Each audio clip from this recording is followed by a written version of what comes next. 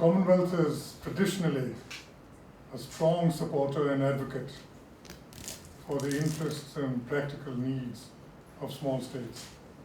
At the last meeting of the heads in Sri Lanka, in the summit, it was decided that going forward, a group of small states at ministerial level should be created in order to discuss in practical and concrete terms what is the agenda which they should be pursuing. The first meeting of this group has just concluded. It was chaired by the Foreign Minister of the Seychelles, the Honorable Jean-Paul Adam, who is with me and will be conducting the press conference with me. The areas which need to be covered in order to respond to all the interests of the small states have is a very wide one. It covers finance, solvency, sustainability of debt, looking at the financial pressures they are under. It covers trade, the ability to export and trade finance. It covers, of course, the environment and the special vulnerability which is experienced by them. It covers natural disasters, the proneness to it, and what financial products are being developed, technical assistance, capacity building, and many others. Moving forward, from this point onwards, is an added consideration now of the global events that will come later in the year. And these consist of the small islands developing states meeting in Apia in Samoa in September, and kicking off in the same month in the United Nations the post-2050 Millennium Development Goals objectives which the world has to decide on, and they're being called the Sustainable Development Goals. And the perspectives of small states has to be, from the point of view of the Commonwealth, central to it. All of these issues were discussed in this meeting, and it is my pleasure now to introduce the Honourable Foreign Minister, who will be very happy to take your questions. If you want to address any questions to the Commonwealth Secretariat, I am here as well. Minister. Thank you very much, Secretary General. Perhaps just before taking your questions, I will also just add a very, very brief statement. And I would also like to thank all the members of the media for being present and for your patience. Unfortunately, our meeting took a little bit longer, so I'm sorry if we kept you waiting. The Seychelles has been very, very happy and proud to chair this meeting. And I would like to thank the Secretary General and the Secretariat for putting all the requirements at our disposal, as well as the government of St. Lucia for making us feel so at home. And certainly being from Seychelles, a fellow island nation, we have certainly felt very much at home. And we have felt that there is no better setting than this one to actually address the key concerns of small states, and in particular small island states. So our working group, which is an open-ended working group, was established the concept was agreed by the heads of government when they met in Colombo, and we met for the first time here in St. Lucia, and the group of states that have met obviously are Seychelles as the chair, and we've also had ministers and senior officials representing Jamaica, the Maldives, Malta, Lesotho, Samoa, St. Vincent and the Grenadines, Namibia, and we have also been facilitated by the chair in office, which is Sri Lanka. We have discussed a lot of areas of key concerns for small states, and we have emphasized that the Commonwealth is the best placed organization to defend the interests of small states in the international arena, and particularly in the context of facilitating a better environment for the development of small states. So the work of this working group has, as the Secretary General said, focused on outcomes that we would hope to get in the third international conference on small island developing states to take place in Samoa, and in the context of the post-2015 development framework. We have basically focused on 5 key areas that we would like to see outcomes that would facilitate the development of small states. The first is basically strengthening the resilience framework for small states. It is recognized that small states are much more vulnerable to external shocks, in the case of islands, whether it be climate change related or economic related, or generally in terms of small states, the lack of economies of scale mean that they're much more vulnerable. And it's important that international financing institutions and the multilateral institutions recognize this vulnerability and actually use it as a criteria to access development funding. The second key area we looked at is climate change and the need to share experiences to actually fast-track funding that should be available for climate change, as well as one of the key issues, which is energy in the context of small states. States pay a higher price for energy, and investment in renewable energy is a key focus.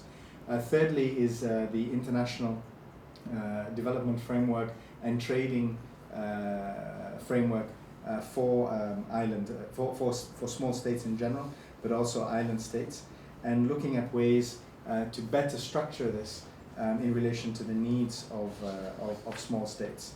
The fourth area is ocean governance and the blue economy.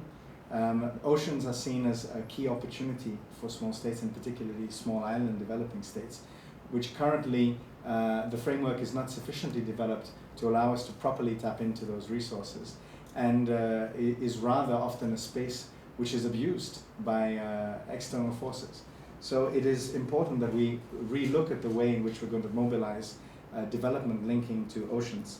And finally, the fifth area that we are focused on is the outreach and the need to really work with partner institutions to better support small states.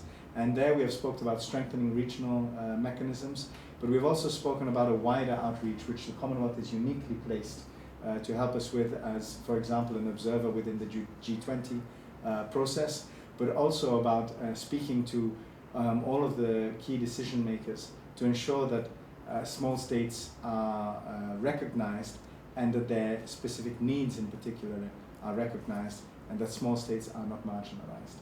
I think with the support of the Commonwealth, one of the core ideas of having this working group to meet is that as a group, and small states making up the majority of the Commonwealth, while we may be vulnerable, we are certainly not weak. We are able to actually contribute a lot to global processes. In terms of sustainability, it actually starts with small states.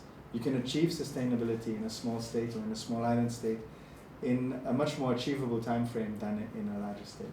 And I think that's the core advantage that the Commonwealth brings by connecting these small states and giving them the platform for a much more global audience. Thank you. I just wanted to say those few introductory remarks, and we're open for any questions. You said that this first meeting, the group recognized that the Commonwealth is the best place to place your defense going forward. What defense is that exactly? Well, I think it's not a secret that small states are currently marginalized in terms of development financing, for example. Many small states, and particularly island states, have already graduated to, for example, middle income status. Now, what that means is that most existing development finance is done on the basis of GDP per capita. What this means is that most small island developing states and small states are excluded from existing development aid or development financing initiatives. Even in the context of climate change, small states are the most vulnerable. And yet a lot of the financing which has been identified for climate change adaptation has been put through existing aid development mechanisms, which excludes middle income countries, and the majority of small states are middle income countries.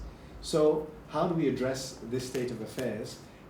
First of all, each individual state is very conscious of this, but we need a platform to better be able to express this, and even more importantly, not just complain, but come up with solutions. And this is where the Commonwealth value added really comes in, because the Commonwealth is very well placed to help us in terms of technical assistance, and also in terms of presenting a framework which is actually achievable in the context of international development. It's all very well to complain about the status quo, but it's something else to change it.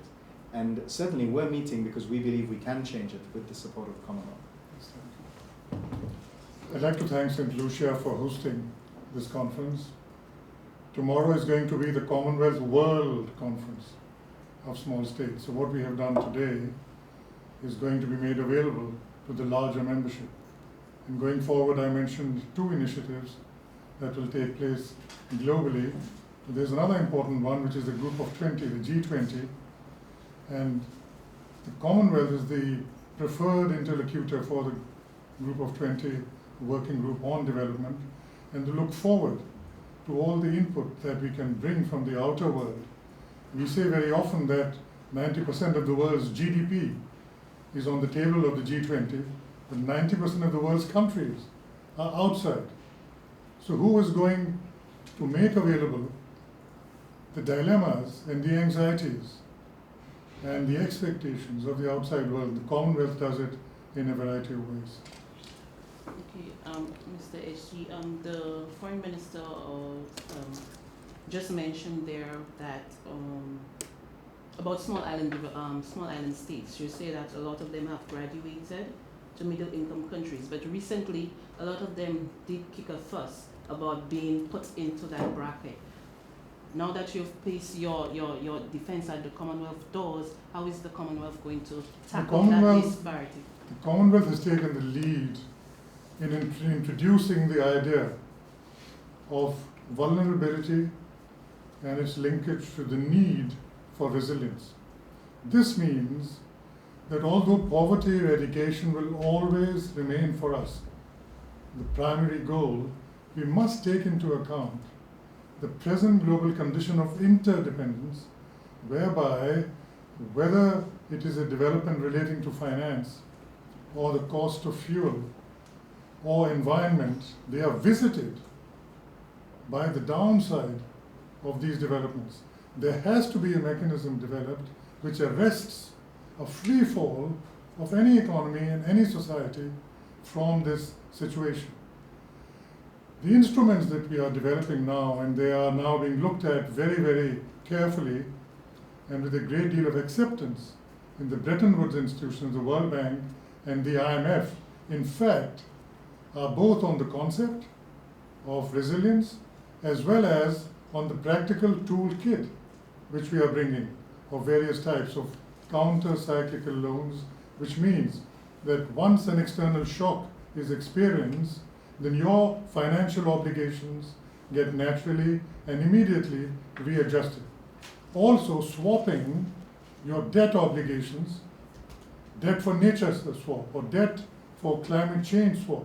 These are the practical suggestions which are now being considered by the community at large. Small island states have acknowledged their vulnerability in some form or the other. Now, I notice with you, Mr. SG, and you, Mr. Foreign Minister, speaking, we're focusing on individual member states, but a lot of these member states have become parts of regional bodies so that their voices in the international arena could be heard. Our minister here in St. Lucia, the Minister for Sustainable Development, Science, Energy and Technology, laments that our own CARICOM body does not bind together to be heard at an international level. Now, with this conference here, does the Commonwealth intend to work with regional bodies so that they are the backbone of support to these small island states so it can further the Commonwealth's cause? What the Commonwealth does has 3 very clear dimensions. One is the national dimension, the other is the regional one, and the third is the global one. It is our nature to work in all 3 dimensions, and we are perfectly at ease in all 3 of them. But we pay particular attention to the regional one and working through CARICOM. For instance, we have people deployed not only in CARICOM, but in the Organization of East Caribbean States, in the field of environment, in the field of trade, in the field of public administration, and in legislative drafting, according to need, because we believe that these organizations were set up, in fact, to serve their member states, just as the Commonwealth serves them. So there is a commonality and an overlap, and to the degree we can strengthen the regional organizations, it makes our task easier for us, because the strength which should come in a region is then aggrandized by the fact that we become a partner for them. Thank you very much. If I could add that one of the key things that we discussed in this meeting was that as small states, individually, our voice is sometimes negligible. We are all part of multiple groupings. I think Seychelles, we're involved in several regional initiatives, including, for example, the Southern African Development Community, the Common Market for East and Southern Africa, as well as the Indian Ocean Commission. So we have this multiplicity of memberships. And in all of them, we are putting forward the key areas of support that are required for small island developing states. But I think the key benefit that the Commonwealth can bring is that it's advocacy on one side. So, and we would within the Commonwealth as well as regional organizations work for this advocacy in relation to small states and small island states. But the Commonwealth also brings the technical element, which many of the regional organizations lack. And the Secretary General illustrated some of the support that's already been given through CARICOM. But the Commonwealth allows us, for example, to look at model laws, look at structures which can then be adapted elsewhere. One of the key things we pushed for in our meeting today is a resilience index. It's a very complicated mechanism, which then will have to be recognized by other organizations, international financial institutions.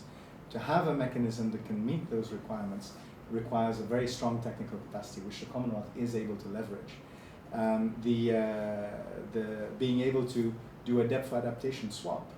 Seychelles is actually pioneering this concept, and we are working very strongly to actually deal with a lot of our debt. We will not be able to take it to a global level without the support of an organization such as the Commonwealth. Because while we can put forward the initial concept and talk about the initial ideas, it's the Commonwealth that can put it in the context which will be acceptable to creditors. So it's very important for us to be looking at this multiplicity of partnerships as an advantage. It gives us several areas in which we can go for advocacy, but the Commonwealth allows us to actually structure it in such a way that it is achievable and practical. Thank you very much Just- for your just interest. before- Yes, sure. Oh, I was just one more question. You mentioned multiplicity of countries and everything, and with this new thrust, with the Commonwealth backing, do you really think, are you really confident that the voice of the small states will not be drowned again come Samoa, come talking on the international stage with all these big countries? Do you not think that will still be? There is always a risk. There is always, I think islands have always felt that there have been many promises and not enough delivery. I think that is something common to the islands. But I think where, for example, this working group, what it allows us to do, it's that we're really focusing on practicalities. We're not just saying, and I think in the past, you see, the thing is that islands, we've always known what the problem is. It's not always been easy to identify solutions. What we've been discussing in this working group with the technical support of the Commonwealth is real technical practicalities which can be put into place almost immediately. And I think, certainly from my experiences, there have not been many occasions when we've had such a strong technical document to put forward. We have a much stronger technical document than we've ever had before. So that does give me confidence. And also, I think there is a renewed political will among small states, which goes beyond just the islands, for us to not just sit back. We are saying we want to do something about this ourselves. And I think there is a renewed sense of commitment among the smaller countries and the island countries, because so long we've gone without having the support. There's a lot that we're doing for ourselves. And the Commonwealth is coming in to really push forward the practical elements that can really make a big difference at the international level. So I would say we are quietly confident. Of course, there's no guarantee, but we are quietly confident that we are much better prepared than we have ever been before. The quality of thought leadership by the Commonwealth is such that it is gaining ground. It's not losing ground. Thank you.